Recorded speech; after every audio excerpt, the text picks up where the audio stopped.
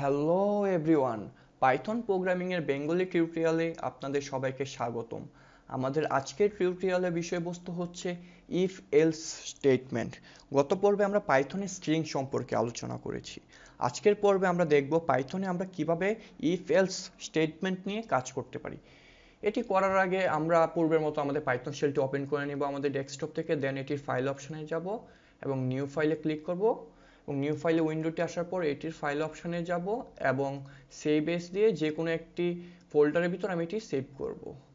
আমি আমার ডেস্কটপে পাইথন ফাইলে এন্ট্রি নিলাম এবং এই ফোল্ডারের ভিতর সেভ করব এবং ফাইল নাম দিলাম যে কোনো একটি, ধরুন আমি আমার ফাইল নাম দিলাম ইফ এলস, দেন এটি সেভ করব। সেভ করার আগে অবশ্যই আমি চেক করে নিব এটি টাইপ পাইথন ফাইলস হিসাবে আছে কিনা।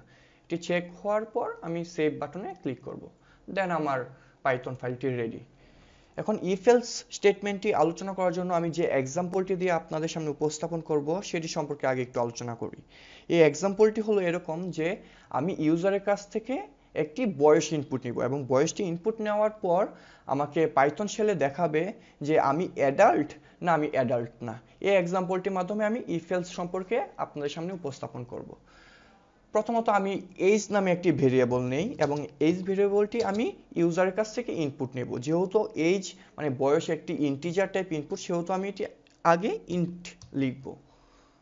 দেন আমি যেহেতু ইনপুট নিব ইনপুট লিখব, দেন এগেন ব্র্যাকেট দিব এবং স্ট্রিং সাইন দিব এন্ড আমি আমার মেসেজটি লিখব। ধরুন আমি আমার মেসেজে লিখলাম ইনপুট ইউর এজ এবং স্ট্রিং সাইনটি ক্লোজ করব এন্ড দেন ব্র্যাকেট ক্লোজ করব, আরেকটি ব্র্যাকেট ক্লোজ করব। দেন আমি এন্টার প্রেস করে নেক্সট লাইনে যাব। দেন আমি আমার ইফ এলস স্টেটমেন্টটি লিখব। ইফ এলস স্টেটমেন্ট লেখার আগে প্রথমে আমি কি দেখব, যদি আমার বয়সটি 18 বছরের কম বা হয় তাহলে আমি অ্যাডাল্ট না, বা 18 বা 18-র বেশি হলে আমি অ্যাডাল্ট। আমি ইফ এলস স্টেটমেন্টটি লিখলাম। প্রথমে আমি লিখলাম ইফ, দেন আমি আমার ভেরিয়েবলের নামটি দিলাম যেটি আমি ইউজারের কাছ থেকে ইনপুট নিব, এজ। দেন আমি greater than or equal to 18 লিখলাম। এটি দ্বারা কি বোঝায় এই স্টেটমেন্টটি, আমার ইউজারের কাছ থেকে যখন আমি ইনপুট নিব এজটি, যদি এটা 18 সমান বা 18-র থেকে বেশি হয় তাহলে আমি অ্যাডাল্ট। এটি লেখার পর পাইথনে একটি গুরুত্বপূর্ণ জিনিস, সেটি হলো ইফ এলস স্টেটমেন্ট লেখার পর একটি কোলন দিতে হবে। দেন আমি এন্টার প্রেস করব। এন্টার প্রেস করলে আমার পাইথনই একটি নির্দিষ্ট স্পেস হয়ে যাবে, এই ট্যাব হয়ে যাবে। এই ট্যাবটি অবশ্যই মান্য করতে হবে, না হলে আমাদের ইনডেক্স এরর দেখাবে। দেন আমি প্রিন্ট নামে ফাংশনটি ইউজ করলাম এবং আমি যেটি প্রিন্টের ভিতর লিখব সেটি শো করলাম। ধরুন আমি লিখলাম you are adult, then close bracket close.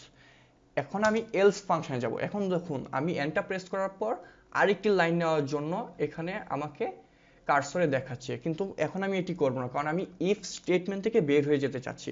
এজন্য আমি আরেকটি এন্টার প্রেস করে আরেকটি ব্যাকস্পেস প্রেস করব। দেন আমার কার্সরটি এই ইফের সোজা চলে আসলো। দেন আমি এলস স্টেটমেন্ট লিখব। আমি লিখলাম এলস, দেন আমি আবার কোলন দিলাম, দেন আরেকটি প্রিন্ট ফাংশন লিখলাম, print you are not adult, then close, again close. এখন এই স্টেটমেন্টটি দ্বারা কি বোঝায়, যদি এটি 18-র সমান বা 18 থেকে বেশি হয় তাহলে তুমি অ্যাডাল্ট, আর যদি এর কম হয় তাহলে তুমি অ্যাডাল্ট না। এখন আমি ফাইলটি সেভ করব এবং রান করব। আরেকটি কাজ করে নেই, সেটি হলো ইনপুট ইউর এজের পর একটি কোলন দিয়ে নিই আমাদের বোঝার সুবিধার জন্য।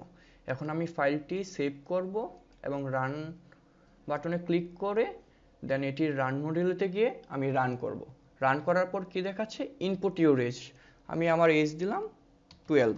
যদি আমি এন্টার প্রেস করে দেখব ইউ আর নট অ্যাডাল্ট, মানে আমার বয়স যদি 18 কম হয় সেখানে দেখাচ্ছে আমি অ্যাডাল্ট না।